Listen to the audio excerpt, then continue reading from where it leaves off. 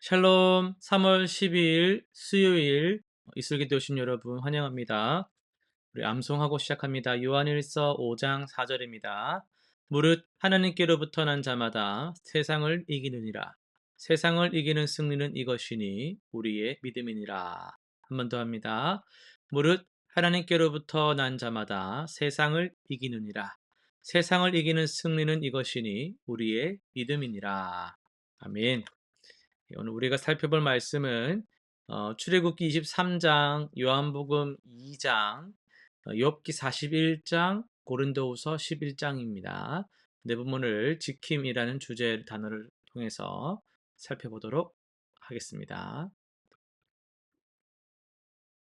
출애굽기 23장에서 하나님은 이스라엘 백성에게 정의와 공정에 관한 그 규례들을 주셨어요. 거짓 소문들을 퍼뜨리지 말라 해서 뇌물을 받지 말라는 말씀까지 모두 사회적 정의를 지키기 위한 것이었죠. 음, 안식일과 안식년에 관한 규정도 나옵니다. 일곱째 해에는 갈지 말고 묵혀두어 가난한 자들이 먹게 하라는 말씀은 창조 질서를 지키면서도 사회적 약자들의 권리까지 챙기는 지혜였다고 할 수 있겠죠. 또 세 가지 절기, 무교절, 맥추절, 수장절을 지키라고 명령을 하셨습니다. 이것은 백성들이 하나님과의 언약 관계를 기억하고 감사하기를 원하셨기 때문인데요. 절기는 하나님과의 그 관계를 지키는 중요한 수단이다라고 할 수 있습니다. 요한복음 2장으로 넘어갑니다. 요한복음 2장은 가나 혼인잔치에서 예수님이 어머니의 부탁을 지키시는 모습으로 시작합니다. 포도주가 떨어졌을 때 처음에는 망설였지만 결국 물을 포도주로 바꾸어 주셨죠. 이것은 예수님이 가족 관계의 요청도 소중히 여기셨음을 보여주고 있습니다. 예수님은 성전을 정화하시며 내 아버지의 집으로 장사하는 집을 만들지 말라라고 하셨습니다. 이것은 하나님 아버지 집에 대한 거룩함과 경건을 지키기 위한 행동이었다라고 할 수 있겠고요. 또 예수님은 유월절을 지키기 위해 예루살렘에 올라가셨어요. 율법을 완성하러 오신 예수님은 절기를 지키심으로써 율법의 요구와 전통을 존중하셨다라고 할 수 있겠습니다. 그리고 욥기 41장입니다. 욥기 41장에서 하나님은 리오야단 악어죠. 악어에 대해서 상세하게 묘사하시면서 욥에게 질문하십니다. 네가 낚시로 리오야단을 끌어낼 수 있겠느냐? 끌어낼 수 있겠느냐라고 시작하는 이 부분은 하나님이 창조 세계에 대한 완전한 지식으로 모든 것을 지키고 계심을 보여줍니다. 하나님은 그것을 제압할 자가 없으니라고 선언하시면서 인간의 한계와 하나님의 능력 차이를 분명하게 밝히십니다. 인간이 통제할 수 없는 것도 하나님은 완전히 통제, 다스리고 지키신다라는 거죠. 하늘 아래 모든 것이 내 것이라는 선언은 모든 피조물에 대한 하나님의 그 소유권을 확인시켜 줍니다. 하나님은 모든 것의 창조자이자 소유자로서 모든 것을 그분의 뜻대로 지키시고 다스리십니다. 고린도후서로 넘어가 볼게요. 고린도후서 11장에서 바울은 거룩한 질투를 표현합니다. 내가 너희를 순결한 처녀로 한 남편인 그리스도께 드리려고 중매함이로다라고 말하면서 교회의 그리스도께 대한 순결함을 지키려고 하죠. 바울은 또 거짓 사도들에 대해서 경고했습니다. 그런 사람들은 거짓 사도요 속이는 일뿐이니라고 말하면서 다른 복음을 전하는 이들로부터 교회를 지키려 했다라고 할 수 있습니다. 또 마지막으로 바울은 자신의 고난 목록을 나열합니다. 내가 수고를 넘치도록 하고 옥에 갇히기도 더 많이 하고 하면서 나오는 그 긴 목록은 바울이 얼마나 그리스도를 위한 헌신과 사도적 소명을 지켰는지를 보여준다라고 할 수가 있겠어요. 고린도후서 말씀을 좀 더 상세하게 이어서 살피려고 하는데요. 여러분 질투라는 거는 죄잖아요. 우리는 그렇게 흔히 이야기하는데 그런데 이 고린도후서 11장 2절에 보시면은 여기서 바울이 질투라는 단어를 써요. 어디냐면요. 열심이란 단어거든요. 내가 하나님의 열심으로 너희를 위하여 열심을 내노니 할 때 그 열심이란 단어는요. 헬라어로 보면은 젤로라는 단어인데요. 이 단어는 열심을 내다 또는 질투하다로 번역될 수가 있는데요. 영어에서는 질투하다 라고 번역을 좀 했습니다. 그러니까 번역을 다시 해 보자면 "하나님의 질투로 너희를 질투한다." 뭐 이런 식으로 번역이 되겠어요. 이거 출애굽기 20장 5 절에 보면 "나는 질투하는 하나님이니"라는 표현과 맥을 같이 한다고 할 수 있습니다. 바울은 의도적으로 이 강한 표현을 사용해서 고린도 교회를 향한 자신의 마음이 하나님께서 자기 백성을 향해 가지신 것과 같은 거룩한 질투임을 강조하고 있습니다. 어떻게 보면 이 거룩한 질투라는 표현은 모순된 표현이죠. 그런데 오늘 우리는 이 거룩한 질투라는 역설적, 모순적 표현을 통해서 바울의 이 고백이 우리에게 주는 도전을 살펴보려고 하는데요. 첫 번째는요, 사랑의 배타성인데, 나는 너희를 질투합니다라는 그런 말이 되겠어요. 바울은 고린도 교회를 향해서 내가 너희를 한 남편에게 정결한 처녀로 드리려고 중매함이로다라고 말을 합니다. 오늘날로 치면은 내가 너희의 매니저이고 중매쟁이다라고 선언을 하는 거예요. 왜 이 고백이 불편하냐면 바울은 고린도 교인들과 그리스도 사이의 관계에 자신을 끼워 넣고 있기 때문이에요. 마치 연인 사이를 주시하는 그런 부모처럼 말이죠. 이것은 분명 좀 불편한 위치입니다. 그러나 이 불편함이 오히려 바울의 그 진정성을 더 이렇게 보여준다고 할 수 있어요. 진정한 영적 리더십은요, 문제가 없이 편안하게 있는 것보다요, 좀 불편함이 따르더라도 진리를 선택합니다. 바울은 그들이 다른 예수, 다른 복음에 현혹될까 두려워했기 때문에 그런 중매쟁의 자리에다가, 그런 불편하고 귀찮고 일 많은 자리에다가 자신을 위치시켰다라는 거예요. 여러분은 누구를 위해 거룩하게 질투하고 있습니까? 우리 자녀, 제자 혹은 영적으로 책임지고 있는 이들이 세상에 현혹될 때 우리는 어떤 반응을 보이고 있습니까? 무관심하게 그냥 가만히 있는 것, 질투하지 않고 가만히 있는 것은 사랑하지 않는 것 아닐까요? 그런 면에서 우리도 거룩한 질투를 좀 할 필요가 있다라는 것이죠. 예. 또 두 번째는요. "나는 어리석은 자가 되겠습니다."라는 자존심에 내려놓는 표현이 나오는데요. 11장 전체에서 바울은 어리석은 자라는 표현을 5번 사용합니다. 자신의 자랑을 어리석은 말이라고 부르며 자신을 어리석은 자라고 묘사를 하죠. 이는 고대 사회에서 지적 능력과 지혜를 아주 중시했던 문화에서 결코 가볍지 않은 자기 비하라고 할 수 있어요. 그럼 왜 바울은 그토록 자기를 낮추었을까 하는 거죠. 바울의 자기 비하는 오늘날의 SNS 그 문화와 극명하게 대비된다고 볼 수 있습니다.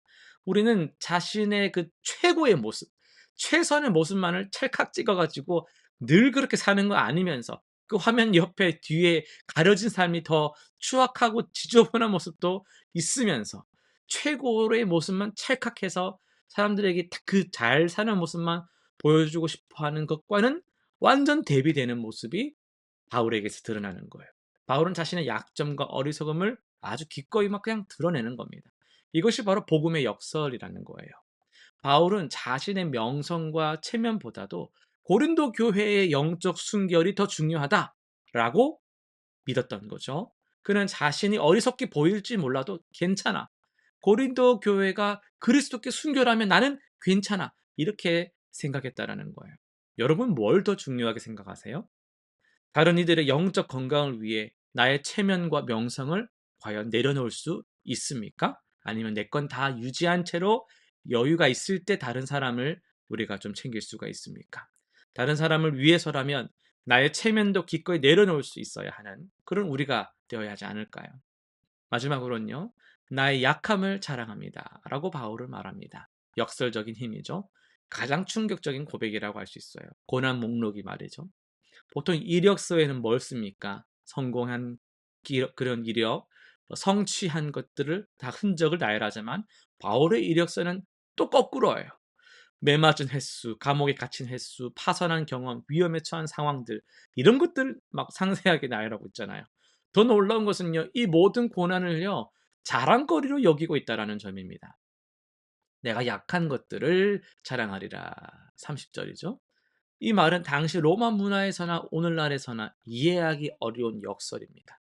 그러나 역시 이것이 복음의 핵심이라고 할 수 있어요.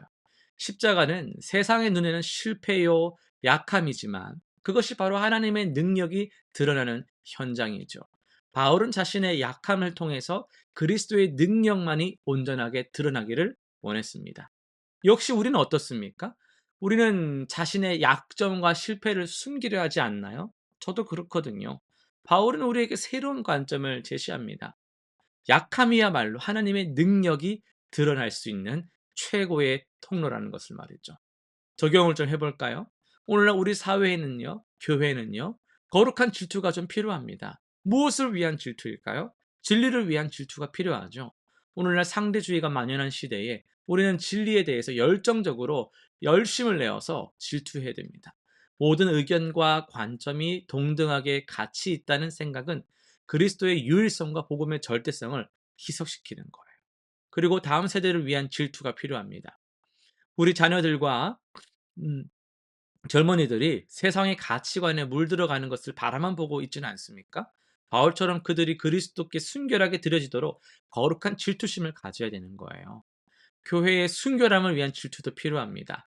교회가 세속적인 성공, 물질적인 번영, 대중적인 인기에 현혹되어 가지고 복음의 본질을 자꾸 잃어버리고 있지는 않느냐라는 것이죠. 우리는 교회의 영적 순결함을 위해서 또 거룩한 질투를 해야 하는 겁니다. 바울의 이런 불편한 고백들은 결국 하나의 목적을 향하고 있어요. 그것은 고린도 교회가 그리스도를 향하는 진실함과 깨끗함을 유지하는 겁니다. 우리도 때로는 불편한 위치에 서야 할 수 있습니다. 물론 이것이 쉬운 일은 아닙니다. 그러나 우리가 진정으로 사랑한다면 하나님처럼 거룩한 질투를 품을 수밖에 없는 거죠. 오늘 이 메시지가 우리 모두에게 도전이 되기를 바랍니다. 편안함보다 진리를, 체면보다 영혼을, 자랑보다 약함을 선택하는 용기가 우리 모두에게 있기를 간절히 소망합니다. 우리 실천상 세 가지 정해 볼게요. 거룩한 질투 일기쓰기. 일기쓰기. 일주일 동안이나 하루라도 그날 무엇을 위해 나는 거룩하게 질투했는지를 한번 써보세요. 써보시면 다르다 했죠? 사랑하는 이들이 그릇된 길로 갈 때, 정말 나는 또는 교회가 복음의 본질에서 벗어날 때, 내가 느낀 감정과 반응을 정직하게 한번 적어 보십시오. 두 번째, 역설적인 자랑을 연습하는 거예요. 이번 주에 여러분이 경험한 약함, 실패 또는 부족함 중 하나를 택해서 그것이 어떻게 하나님의 은혜를 드러내는 기회가 되었는지, 그 약함이 어떻게 자랑이 되었는지를 한번 누군가와 나눠 보시면 좋겠습니다. 세 번째는요. 불편한 대화를 시작해 보는 거예요.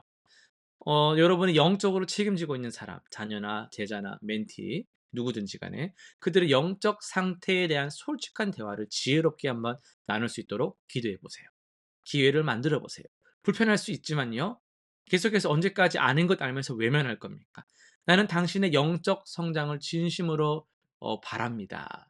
그리고 염려합니다. 라는 그런 말로 대화하면서 그들의 진정성 있는 그런 신앙을 위한 첫걸음을 떼보시길 바랍니다. 기도 제목 세 가지 정해볼게요. 첫 번째, 거룩한 질투를 회복하게 하소서. 아시죠? 거룩한 질투가 내 안에서 회복될 수 있도록 하나님께서 이스라엘을 향해 질투하신 것처럼 우리도 진리와 의를 향한 거룩한 열정, 질투가 회복되게 하옵소서. 복음에 대해서 타협하는 그런 모든 무리로부터 벗어나게 하시고 순수함과 순결함을 위해서 질투하고 열심을 내게 하여 주옵소서. 두 번째요. 약함 가운데 능력을 경험하게 하소서. 우리 스스로가 안 된다, 약하다 생각하는 그 모든 한계 속에서 하나님의 강함을 경험하는 그런 기회를 허락해 달라고 기도합시다. 마지막 세 번째는요. 복음의 담대함을 주옵소서. 성령 하나님, 때로는 불편한 진리를 말하고 세상의 조류에 맞서며 사랑하는 이들에게 필요한 경고와 권면을 할 수 있는 담대함을 주옵소서. 체면, 좋은 관계만 그런 인정받는 것 이런 것보다도 복음의 진리를 우선시하는 바울의 마음을 나에게도 부어 주옵소서. 이렇게 기도하는 저와 여러분 되시기를 간절히 소원합니다. 기도하고 마치겠습니다. 우리를 지키시는 하나님 아버지, 오늘도 우리가 이 말씀을 품으며 우리의 마음이 주님의 은혜 속에서 행하여지기를 간절히 기도합니다. 우리가 거룩한 질투를 내기를 원합니다.